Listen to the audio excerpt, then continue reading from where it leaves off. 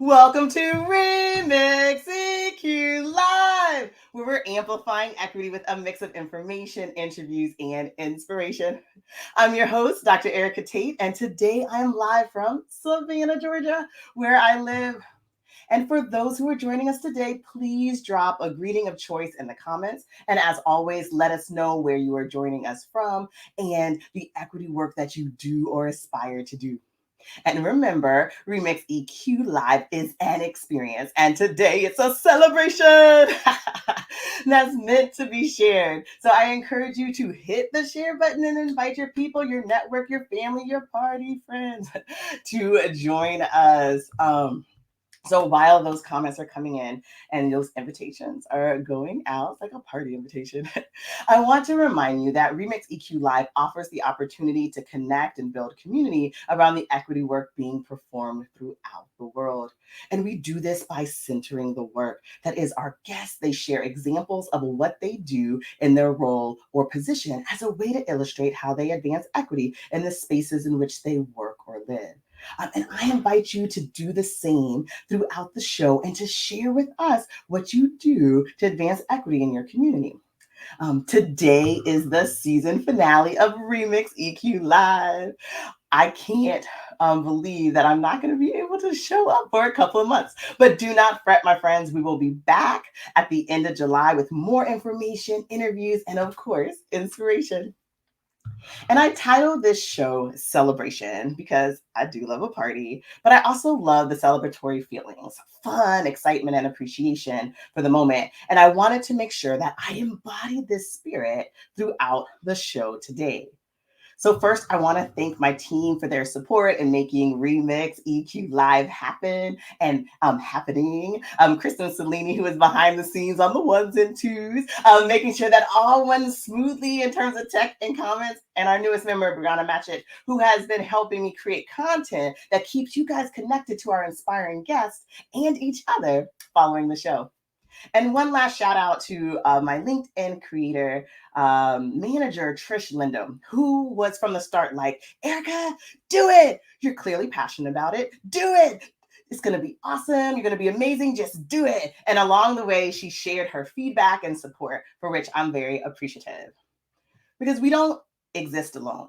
We are part of communities. We are connected to each other. And as much as we must lend support, and for many of us, this is our mission, this is our calling, this is our desire, but we must also ask for support and assistance so that we can make the goals that we have and the dreams that we imagine happen in real and meaningful ways. So when you find yourself in a community in which you can do both, which you can give and receive support, you must celebrate. Woo! Yes. Hello, Ashley Card. Welcome to Remix. And of course, I'm grateful for the growing Remix EQ Live community. You guys show up in real time and in recording, and I appreciate both. You shout out in the comments, you share your learning and inspiration with others, and I thank you. The second reason I titled this show Celebration, because it's important to mark occasion. On Remix EQ Live, our guests share what they do, but they also share their why. And this is the impetus or the motivation that drives them. So many of us engage in equity work, whether we're raising communities out of poverty, whether we're ensuring that students have access to high quality education, or that children can learn and play in safe environments that are physically and psychologically safe. Some work to make sure that patients are provided the best clinical care and treatment, regardless of their race or the race of their physician. For those of us who do this work, our why isn't always celebratory. Many of our guests have shared their lived experiences along with their career pathways. And I invite you to watch our episodes if you haven't already, and to learn more about how and why they seek to affect positive change in their communities. And I also invite you to share your why in the comments. So for me, my pursuit for equity and education has not always been motivated, was not motivated because of teachers who saw something special in me or because I happened upon like a learning environment that was like embracing my strengths and encouraging me to flourish. It would flourish. It was quite the opposite. And I think back to the first grade, where my teacher placed me in the corner because I left at the wrong time to catch the bus on my first day of school, or who made me stand in the hallway alone and miss lunch because I talked out of turn or sharpened my pencil while she was speaking. Like, who pressed for me to be enrolled in special education so I could get out of her classroom. So, my why is this constant reminder of how early children get mistreated and mislabeled because of the color of their skin. And then I fast forward to my present, where a few weeks ago, I took my children to visit a potential preschool for my 2-year-old son. And even before we could step foot into the front door, the director has rattled off all of these reasons why we should consider not becoming part of her self-proclaimed elite learning community. And as I pressed her for a tour that I deserve, her spiel was less about the details of the school and more assumptions about my son's inability to be successful there, whether he can demonstrate self-control with all the toys present. She pointed out that most children are already ahead of him and culminated this very painful experience by telling him, "You don't have to finish putting that together. I don't expect you to be able to do that." And based on what? The less than 20 minutes you spent looking at and talking at my family? And this is another data point for how early the assumptions of inadequacy and inhumanity begin for Black children. And I share this because these moments of hurt, these experiences that make us feel less than, they will always be part of our why. But at some point in our lives, there were moments like these where we began to recognize what was happening. We felt injustice. We began to say something or do something to change our situation or even the circumstances of others. We began to name injustices. We began to use our voice, our skills to make change in our family, our community, our cities, the places that mattered most to us. These moments are the occasions that must be marked because they started us on the path to make the world a more just place. And that's why Remix EQ is a celebration, because our guests, you, our community, are invited to mark the occasions in your lives that put you on the pathway for change. And it's important that we ground ourselves in this. If we are to celebrate the work of our amazing guests, if we are to celebrate the work that you do in your community, the change that you bring about, because it is your experiences that allowed for that, that prompted you to do that, that is making that happen. And so, when I think about pathways, right, I'm always very curious about people's careers and their journeys, right? Not only their lived experience, but what else brought them to where they are today. And it's one of the questions that I ask my guests, and I ask them intentionally. So I want to ask you guys, which shape best describes the pathway to your current role or calling? So are you like a full circle? Like, I always knew that I was going to help people in this way, and everything I did helped me get that way, but now I'm back and doing it with a greater impact. Are you the person who is upward? And so I always think about, like, you like steps on steps on steps as you move toward those goals, towards that change that you want to make. Are you a spiraler, right? You're spiraling and not into the abyss, right? But you're spiraling, like each job, each organization, each project that you work on allows for you to develop a deeper understanding of the communities that you work with, a nuanced understanding of how to make change. Now, are you that windy person who's like twists and turns for various reasons? And are you that other? You have done so many things that your shape has not yet emerged, but it's still special and still a pathway for you to make change. So go ahead, let me know, share in the comments. I'm excited to hear about your path. And so before we get to that, I do want to say, like, I have always been genuinely interested in what people do and how they came to do it. And it's because as children, we only know this like limited amount of positions or jobs or careers. But as we move through our lives, we meet people and we learn what else they can do, and what else we can do. And so I'm always excited to hear about the paths that people have embarked on. But I want you guys to think back. What careers did you aspire to in high school or college? Is it the position or role that you embody today? Is it similar or is it very different? So a few years ago, I happened upon my senior book from high school in my parents' house. And it's the one where you write down like all your goals and your accomplishments, and then you like stick your prom pictures in there. All right, and like little ribbons and things. And I looked at it and I had 3 goals listed. And my 3 goals were, wait for it, I wanted to be Miss America. And I'm going to be honest, like, because high school was, a while ago, it's a little fuzzy. And I'm not sure if I wanted to be Miss America for like the sash and the sparkly crown, because I do like think of myself as the queen, or if it was because of the scholarship money, but that's what I wanted to be. I wanted to be a genetic engineering PhD. And I am pretty sure I wrote that down because I had just looked in like one of those career books that you check out from the library. And the reason I know this is because I, until college, thought the only reason or the only way that you got a PhD is that you were like 50 or 60 years old. I didn't even think that it was something that you could get toward the beginning of your career until I met my college roommate who was like applying for PhD programs right after school. And then the other position or goal that I wanted to do is I wanted to be a fitness instructor, right? And then I think about today, when I have careers, have had jobs very different from those that I listed there.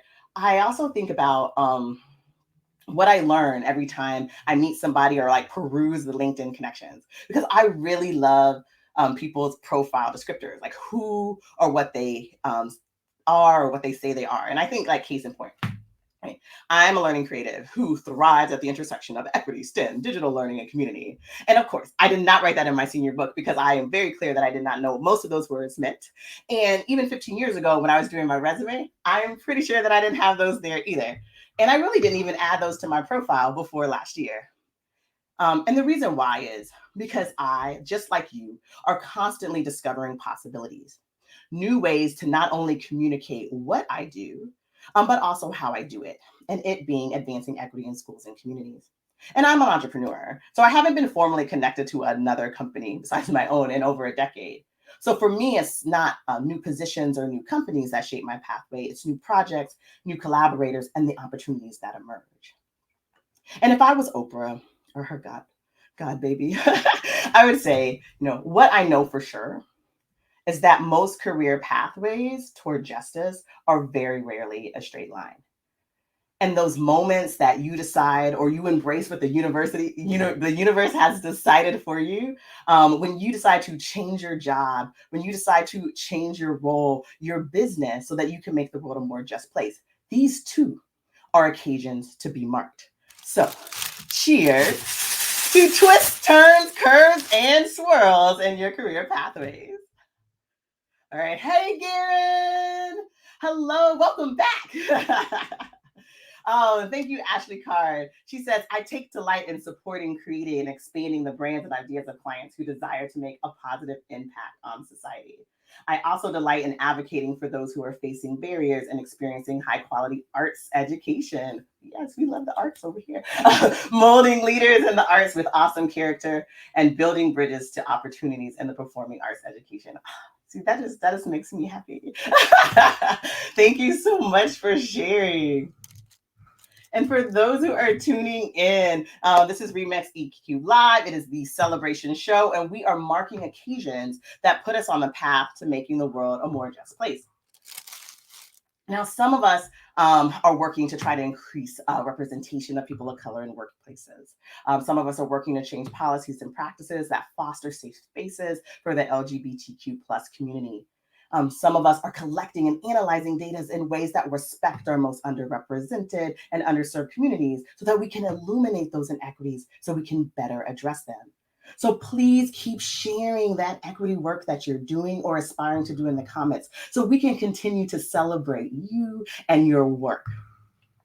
And so far, we have established that our lived experiences, even and especially those moments of hurt and hate, will always be part of our why. But those moments in which we begin to recognize the isms that are at play and we use our voice to name them and advocate for change for ourselves and our communities, those moments are occasions to be marked, as well as those twists, turns, curves, and swirls in our career pathways that allow us to get closer to our goals. So now let's discuss why those twists, turns, curves, and swirls happen. And along the way, please feel free to share your thoughts and your experiences with us. And I want to talk about purpose and passion. And for mission driven leaders, for people loving community that often leads with their heart, like those who do this work, it's rarely one or the other. It's more about when your sense of purpose or your passion is activated and how that has shaped your career pathway. So I like to think in terms of questions. It's the researcher in me. And when I think about sense of purpose. The key question that I ask here is, when do you feel like you're making a difference or changing lives? And when I talk about passion, the question I ask here is, when do you feel the most energized and joyful? And as you reflect on your own career pathway, especially those moments right before a change, right? A twist, turn, curve, and swirl, right? It probably had to do with purpose or passion or both. So, when I graduated college, I moved to Silicon Valley to work as a computer engineer. And often when I talk about being an engineer turned educator, I share how I would always volunteer for the school outreach activities and play with kids and build robots with them. But honestly, it was more than that. I mean, after work, I volunteered at a computer clubhouse to tutor middle school kids. I became a domestic violence advocate where I would meet women in hospitals to share resources with them. I became a certified fitness instructor. Yes, I did get that goal. So I could help people live healthier lives. I even went to my boss as the bold 22-year-old that I was and asked him, is there a way that I could work less hours so I could get another job working on this STEM education initiative that I learned about the other day? The answer was no. But what I realized when I look back on that was that through all those activities, I was searching for a sense of purpose. I wanted to do more work that helped people. I wanted to make a difference. I wanted to change the lives of the people that I was directly connected with. So granted, the next time I met with my boss, I resigned, and that was an occasion to be marked. And of course, the twists and turns kept happening for me as I changed jobs, as I went back to school, as I tried out a few more jobs, and finally started my business Blue Knowledge. And what I can stand here and celebrate is that since that moment, that marked occasion, I really lost touch with my sense of purpose. Now, passion's a different story, and we'll talk about it next. Yay! Yeah, that was bold. I know. Thank you, Brianna. It's so funny when you're younger and you ask things in your workplace because you're learning how to be in that workplace. It doesn't even occur to you like that is absolutely not a question that you ask your boss, but it was absolutely what was in my soul.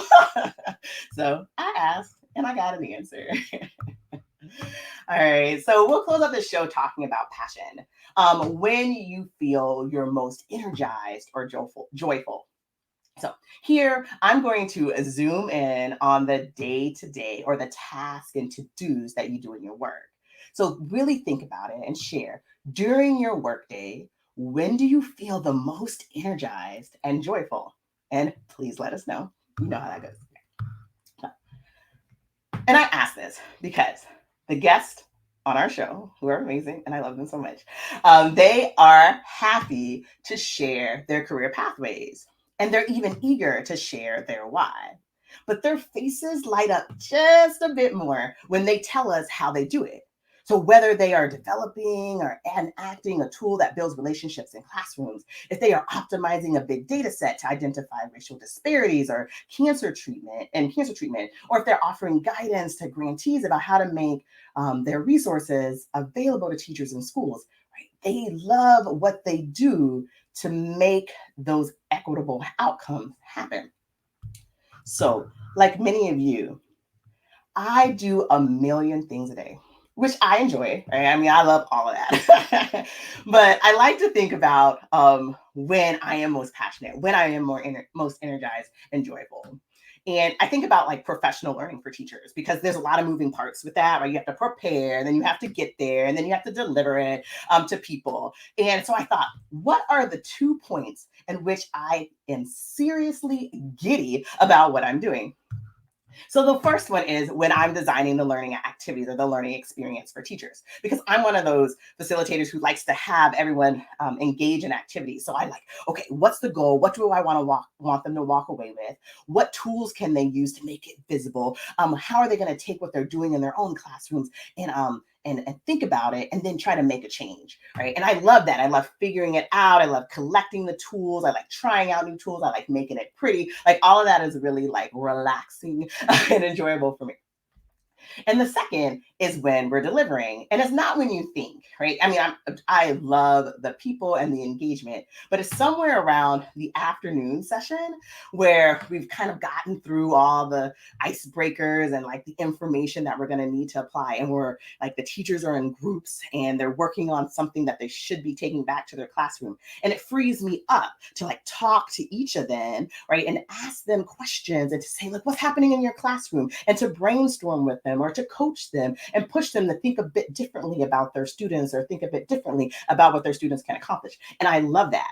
And so for the longest, I've been very confident that, you know what, I'm most passionate when I am a designer and coach. And so anytime that I am working to advance instructional equity in classrooms, when I am working in these roles, doing tasks and to-dos in these roles, I am very joyful. And then I created this show, Remix EQ Live.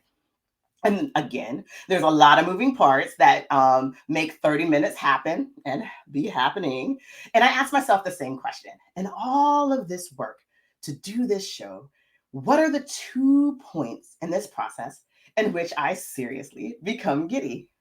So one is no surprise. It's when I'm creating the episodes. So I love figuring out who are going to be the two guests that we remix together. I love trying to figure out what questions I'm going to ask. I get on the phone or the Zoom with them and I talk with my guests. And I'm like, oh my God, that's amazing. We got to make sure that that gets out to the people, right? So that they know the goodness that you're bringing to the earth, right? And I love figuring out the questions and figuring out the transitions for that. And the second part is during the show.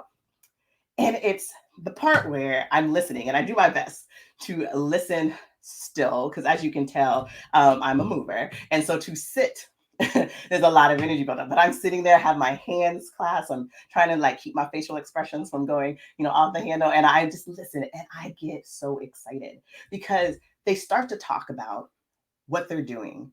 And it's like amazing work. They talk about the scope and impact, like not just their communities, but sometimes it's nationally, sometimes it's globally.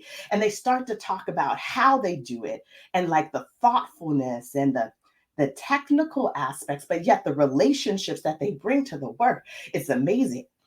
And I sit there and I think, this is so wonderful. Like, I am so excited that you are sharing this with people, that I get to listen, and that this show gets to become a platform to celebrate the work that you do.